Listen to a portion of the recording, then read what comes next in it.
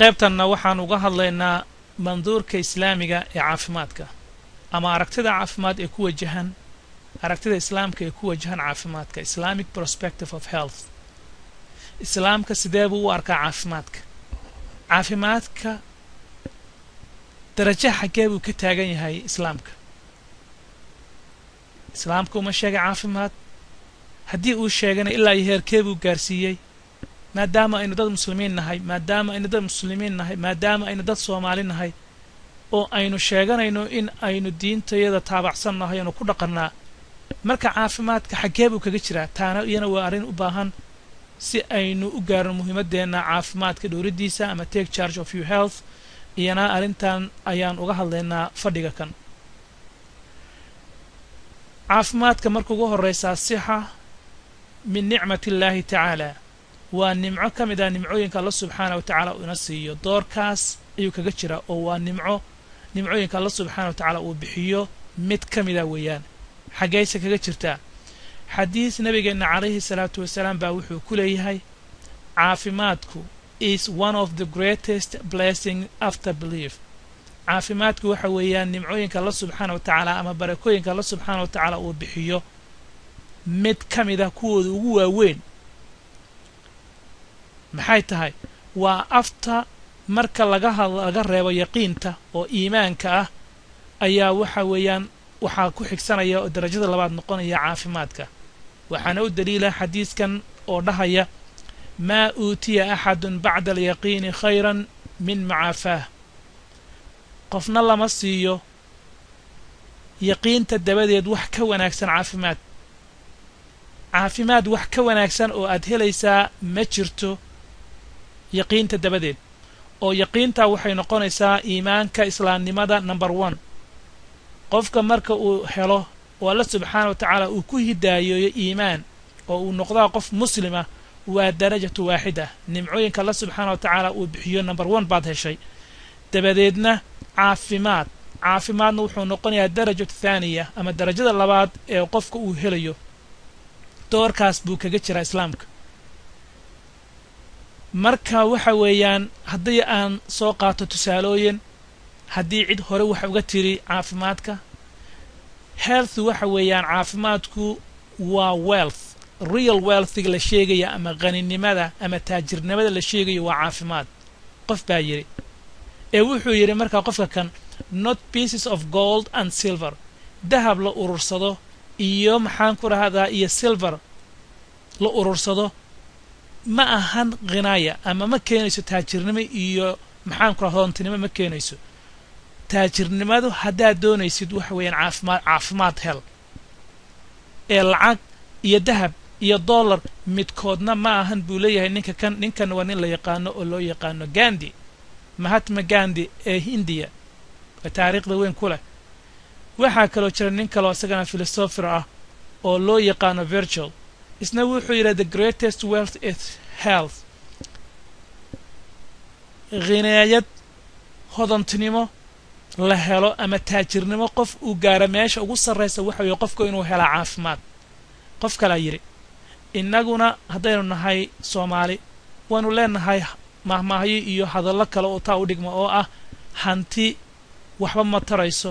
ee waxa weeyaan caafimaad baa maxaan ku number 1 ah taa mid lamid ah ama halkan aynu ka keenno ama aadannimo maxaan ku inaguna aynu u lahaano dhaqankeennii hadallo u dhigmo taasi oo maxaan ku xigma marka caafimaadka mar hadduu sidaa yahay oo aadanuhu sidaa isula gartay oo Allah subhanahu wa ta'ala diintiisana sidaa uu inoogu sheegay laakiin dadku maxay yihiin sidoodaba humans do not appreciate it dadku badanaaba taa kama dhaadhacsana hadday ka dhaadhacsan tahayna practical uma sameeyaan oo uma ilaashadaan caafimaadkooda taa maxaa u daliila xadiis laga warin hayo ibn Abbas Allah raali ka noqday asaga iyo aabihiiba in nabigeena calayhi salaatu wasalaam uu yiri as-sihhatu wal firaqu ni'matani min ni'ami Allah azza wa jal maqbunun fihima kathirun min an-nas wa xadiiskan waxa soo saaray Bukhari wa xadiis saxiixa caafimaadka iyo firaaqadu waa laba nimco oo kamida nimcooyinka Allah subhanahu wa ta'ala uu bixiyo laakiin labadaasi waa lagu kadsoon yahay oo lagu maxaan ku raada laga faa'iideysan laayahay oo dadku aysan maxaa la dhihi jiray aysan ka faa'iidaysan sidii loogu talagalay fiihima kasiiru min annaas dad badan baan ku qatiyoon oo meeshaas maxaa la dhihi jiray maqbuun ku ah caafimaadku waa nimco allah subxaanahu wa tacaala uu bixiyo oo dadku badanaaba aysan ka faa'iidaysan sidii loogu talagalay waynu arki doonaa marka aynu toobig u soo qaadanno markaynu soo qaadan waxyaalaha dhaawacaya caafimaadka waxyaalaha caafimaadka maxaan ku rahaa ilaalinhaya dadku sidaysan u ilaalinayn waxyaalaha caafimaadka dhaawacay dadku siday u samaynayaan maalin kastaaba waynu arki doonaa taana kuugu daliila marka diintanna ama ha joogeen dadkii waqtigii nabiga calayhi salaatu wasalaam ama ha laga sii hor hadlayo oo annagoo kala imaanayna nala ogaa in caafimaadka sidii loogu talagalay aan uga faa'iidaysanayn marka xadiis kale nabigeena calayhi salaatu wasalaam wuxuu ku leeyahay man asbaxa mucaafii fii jasadih aaminan fii sarbih cindahu quuta yawmih fakaannamaa xiizad lahu ddunyaa nabiga way noo caddeeya wuxuu leeyahay ninkii soo toosa isagoo jirkiisa u fayoobi qabo oo uu ehelkiisa ama familkiisa ama xaafadda uu degan yahay ee deegaankiisa uu u badbaado qabo oo cindahu quuta yawmihi oo cunnadii maalintaa ku filnaydna uu haysto maalintaa wuxuu cuno aanan welwel ka qabin fakaannamaa xiisad lahu ddunyaa waa nin adduunka aan wax welwelah aan shiddo iyo dhib aanan haysan qofkaasi waa nin adduunyo gacanta ku dhigay adduunyo waxaad uga baahnayd baheshay markaa waad caafimaad qabtaa oo caafimaadkaagaa kuu dhan caafimaadkuna waa caafimaadka aynu ka soo hadalnay spiritual physical badankaaga oo kuu badbaado qaba maskaxdaada iimaankaaga oo kuu dhammaystiran aaminan fii sarbi xaafadaadii iyo meesha aad deganayd ama reerkaagii waa islaamku wuxuu ka hadlaya day waxaa laga hadlaya adiga badankaaga physical health spiritual health waxaa laga hadlayaa aaminan fii sarbihi in qofka uu familkiisa ama reerkiisa ama deegaanka uu degan yahay haddii waa kelmaddu say u rogrogmaysa marka xarakada la kala bedelo deegaanka aad degan tahay waa environmental health maalintiina maxaad haystaa cindak waxa weeyaan quuta yawmik cunnadii kugu filnayd waa haysta marka waxa weeyaan adduunya way ku isugu kaa idlaatay allaha naga dhigo kuwii garta marka islaamku waa ka hadlay islaamku waxa weeyaan guidelines buu bixiyaa laakiin waxaa garanaya qofkii alla subxaana wa tacaala uu idmo ama uu u sahlo inuu fahmo waxaa xadiiskan soo saaray isna Tirmidhi waxaa dhacday maalin maalmaha ka mid ayaa nabigu waxa u yimid nin reer baadiye ah markaasuu wuxuu weydiistay rasuulka alle maxaynu weydiisanaa rasuulka allah subxaana wa tacaala maxaynu ku barinaa marka salaadaha shanta ah la tukado dabadeed maxaynu weydiisanaa nabigu wuxuu ku yidhi salli allah alcaafiya alle waxaad weystaa caafimaad ninkii intii kuma harin wuxuu yidhi isla maalintii ahaataya ama wuu baxay baa la yidhi ninkii wuu soo noqday maalin kale wuxuu yidhi haddana fa acaada calayhi wuu ku soo celiyey oo wuxuu yidhi maxaynu weydiisanaa rasuulka allow alla maxaynu weydiisanaa salaadaha dabadeed marka nebiga wuxuu yidhi faqaala lahu salli allah alcaafiya mar saddexaad wuxuu yidhi salli allah alcaafiya fi ddunyaa waalaakhira war alla weydiiso caafimaad inuu ku dhowro ku fayoobeeyo adduunkaaga iyo aakhiradaadaba inaad ku badbaado qabtaa alla subxaana wa tacaala weydiiso markaa fiiri waxa weeyaan caafimaadku waxa weeyaan darajo aad u heer sarraysa buu islaamku kaga jiraa ee qof yahow ogow waxaa dhacday sida la sheegay in ninkaasi uu mar kale haddii riwaayad kale la sheegay in uu ibnu cabbaas uu maxaan ka warinayo aabihii buu ahaa oo cabbaas oo nabigu uu yidhi yaa cammi rasuulillaah sidaa waxaa kaloo dhacday wa kaana nabiyu sala allahu calayhi wasalam yakturu min su'aali alcaafiya nabigeenna nabadgelyo naxariis ka horkiisa haatee nabigeenna udgoonaa nabigeennii loo keenay adduunka kale inuu annaga dhibka inaga badbaadiyo oo aynu adduunka kan si aynu ugu noolaanno annagoo sharaf leh oo caafimaad qabna aakhirana inoogu diyaariyo in aynu badbaadno oo lafaheennii aynu maxaanku u dhooranno nebigay mabcuudka raxmadan loogu soo diray mar kasta alla subxana wa tacala wuxuu ka baryi jiray caafimaad wa min jumlati maa kaana yadcuu bihi waxyaalaha ugu badan uu ku ducaysan jiran waxaana ka mid ah dhegayso allaahuma innii as'aluka sixatan fii iimaan ilaahayow waxaan ku weydiisanayaa fayoobid iyo caafimaad qaba iimaankayga dhagayso muxuu yiri sihatan fil iimaan wa spiritual health caafimaadkayga inuu ii badbaado qabaa oo iimaankayga aanu dhaawac iga gaarin tawxiidkayga rububiga ah tawxiidkayga uluuhiga ah tawxiidkayga asmaa u sifaat ilaahayo markastaaba inuu ii badbaado qabo ii dhowrsan yahay baan ku weydiisanay abuu dhahay Allah subhanahu wa ta'ala buu ka baraya wa iimaanu fi husni al-khuluq bal dhagayso wa iimaanu fi husni al-khuluq waxaan ku weydiisanayaa iimaan fi husni al-khuluq dabeecad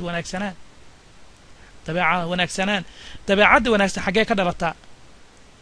dabeecad wanaagsan waa iidana waa maxaan ku raahdaa waa qofka sida how he conducts himself sida qofka marka emotionally sida qofka uu isu xasiliyo marka emotional health ba meesha laga hadlaya wa najaahan yatba'uhu falahan wa rahmatan minka wa aafiyatan wa maghfiratan minka wa ridwanan waxa Allah subhanahu wa ta'ala ka bariya caafimaad fiiri muxuu kaloo yiri اللهم إني أسألك عافية في الدنيا والآخرة إلهي وحن كويدي سنة يا عافماد الدنيا آخرة اللهم إني أسألك العفو في ديني ودنياي وأهلي ومالي اللهم أستر عوراتي وآمن روعاتي بالدعوين كان دقيسو محو كبريا إيمان كيسة عافماد كيسة قلبك فمل كيسة ديغان كيسة الدنيا ديسة آخرة ديسة ehelkiisa maalkiisa waxyaalaha caafimaadka keena waa waxaasi in public health perspective qofka haddii conditionadan aynu ka hadlayna haddii midkood uu ka dhib qabaayo qofka caafimaadkiisu maxaa ka continue ma noqonayo qofka waa dhaawacan yahay marka waxa weeyaan in islamic environment waxa weeyaan qofka waa in waxaa soo idilay ay u wada dhameystiran yihiin sidee baase lagu helayaa islaamkuna waa uu ka hadlay public health waa ka hadlay waana waxaanu ka wada hadli doonaa hadduu alla idmo xadiiskan nasaa'i baa soo saaray waxaa kaloo jirta sida laga warinaya cabdullaahi bin cumar radiyallahu canhu rasuulka alla sallallahu alayhi wasallam wuxuu yidhi wardadii waxaad ku ducaysataan ducooyinkan balbarta iga barta aniga xiina yamsi wa xiina yasbix ama rasuulka alla wuxuu ku ducaysan jiray ducooyinkan marka uu galabaystay iyo marka uu subxaystaba maxaa kamid ah ducooyinka allahumma inni as'aluka al-aafiya fi ad-dunya wal-aakhirah waad maqashaan wax badan ama waad ku ducaysataa markastaaba allahumma inni as'aluka al-aafiya fi ad-dunya wal-aakhirah allahumma inni as'aluka al-'afwa wal-'aafiya fi diini wa dunyaya wa ahli wa mali allahumma astur 'awrati wa amin raw'ati allahumma ahfidhni من بين يدي ومن خلفي وعن يميني وعن شمالي ومن فوقي وأعوذ بعظمك أن أغتال من تحتي دقيسو نبي وحو كهالله ومركز الله سبحانه وتعالى ويدي سنة وقف ضعيفة سلاسين الضعفاء منهي الله سبحانه وتعالى أن أبو ارتبين وحي ويدي سنة عافماد الدنيا آخره وحين ويدي سنة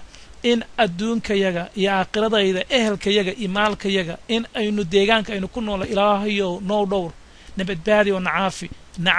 nacaafi midig iyo bidix waxa dhan laga hadlayo waa jihooyinka waa environment aad ku nooshahay ama ha ahaado mid macnawi ah ama mid kale oo la fahmaynba ha ahaatee marka waxa weeyaan alla subxaanahu wa tacaala wuxuuna doonayaa haddaynu nahay dadkiisii muslimiinta ah mu'miniinta ah in aynu sidaa ugu hoggaansanno hadday noqoto diiniyan ictiqaadiyan inaynu sidaa uga dambayno oon u baryayno ficil ahaanna in aynu ficilkeeda la nimaadno baryo waa cibaado waad baryaysaa alla subxaana wa tacaala ficiliyanna ficilkeeda wayna saaran yahay sida aynu naftayna ku badbaadin lahayn oo aanu jidkiina loogu talagalay maxaa yeele islaamku waxa uu ka hadlay guidelines wuxuuna siiyey sida naftu ay uga badbaadi lahayd waxyaalo badan dhib kasta sida naftu ay ugu badbaadi lahayd markaa dhibkaasi oo haddii diintana aan sideeda u qaadan lahaynna aynu ku badbaadi lahayn haddii diintayadiina aynu aqoon la-aan inaga heshayna caafimaadka oo tajrubada ah ee bini aadamka uu gaaray isna uu inoo sheegayo kii wanaagsan ee inta waafaqaya diintayda ayaa isna aynu runtii isku dol akhrinaynaa si aynu waxyaalo badan uga faa'iidaysano waxaa soo saaray abu daa'uud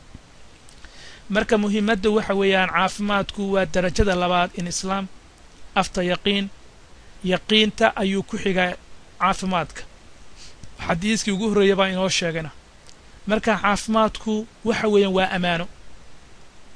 waa amaano Allah subhanahu wa ta'ala uu nagu amaanaystay maadaama uu alla noo nimceeyay oo ina siiyay hatta nimcadu iskama kaasiinayo nimco ha u maleen in iska kaasiinayo farahan lagaana qaadayo nimco waa lagu siiyay waa lagugu aaminay hadda amaanadaasina waa inaad gudataa keeping body in good health is keeping amana runtii qofka haddii Allah subhanahu wa ta'ala iimaan uu ku siiyay iimaankaaga inaad ilaashataa oo aad kobcisataa waa Allah subhanahu wa ta'ala iimaan uu ku siiyay iimaanadaasna inaad ilaaliso weeyaan haddii jirkaaga oo Allah subhanahu wa ta'ala uu ku siiyay caafimaad wanaagsanna caafimaadka wanaagsan si aad u ilaalin lahayd qof kasto muslima qof kasto luqadda aan ku hadlaya fahmayo waxa weeyaan ilaalintaasina waxa weeyaan waa amaanadaas si loo ilaalin lahaana waana laga doonayaa waana toobiga aynu doonayno inaynu ka hadalno oo aynu miiska soo saarno isla jeexjeexno maxaa yeelay amaanadatan waa la isweydiinayaa qiyaamaha waxaa caddaynaya xadiis tirmidi uu soo saaray oo dhahaya maalinta qiyaamo qofna loo ogolaan maayo inuu ka dhaqaaqa meesha positionka uu taagan yahay inuu ka move garayo no one will be allowed to move from his position of the day of judgment until he has been asked how he spent his life, how he used his knowledge, and how he earned and spent his money, and in what pursuits he used his health. caafimaadkii aan ku siiyey ee aan kuugu nimceeyey maxaad ku qabatay waa su'aalaha ugu horreeya maalinta qiyaamada la isweydiinay caafimaadkii aan ku siiyey ee aan kuugu nimceeyey ee aan kugu aaminay ee amaanada kugu ahaa maxaad ku qabatay allah ayo wax kastoo waxaan sameeyey saas oo kala xumaana cunno iyo waxyaalo noocaasaan maxaan ku raadaa waxa ii keenay inay sokor iyo jirro iyo aan ka bixi waayo waxaan ku dhacay adigay ku taala marka iyo wixii Allah subhanahu wa ta'ala uu kugu talagalay ee wanaagaha ee fruit iyo maxaan ku raaday nimcooyinka Allah subhanahu wa ta'ala ka hadlay quraankiisa kaga hadlayna kama aadan marka insha Allah toobigeedan weeyaan toobigeeda aan doonayo inaan aad uga dhawaajiyo marka qaybtana waxay ahayd in aan bal isla meel dhigno doorka uu caafimaad kaga jiro islaamka kolay aragtideeda intaas ila noqotay intaasaan isu keenay haddii aan ku saxsanahayna maxaa la dhihi jiray alxamdulilah haddii aan ku qaldanahayna oo aan wax meel ka qaldan ka sheegana waa in aayaadka iyo axaadiista aan isu keenay naftayda ciddii sixi kartaana ku soo dhawow insha Allah laakiin waxaan ugu talagalay in aan muujiyo in islaamku caafimaadku ka hadlay kaalintaa heerka sarena uu dhigay ilaalinteeda iyo si loo ilaalin lahaa waa toobigada insha Allah cilmiga aan ka hadli doono hadduu alla idmana qaybta soo xigtaa ayaan uga hadli doonaa importance-ga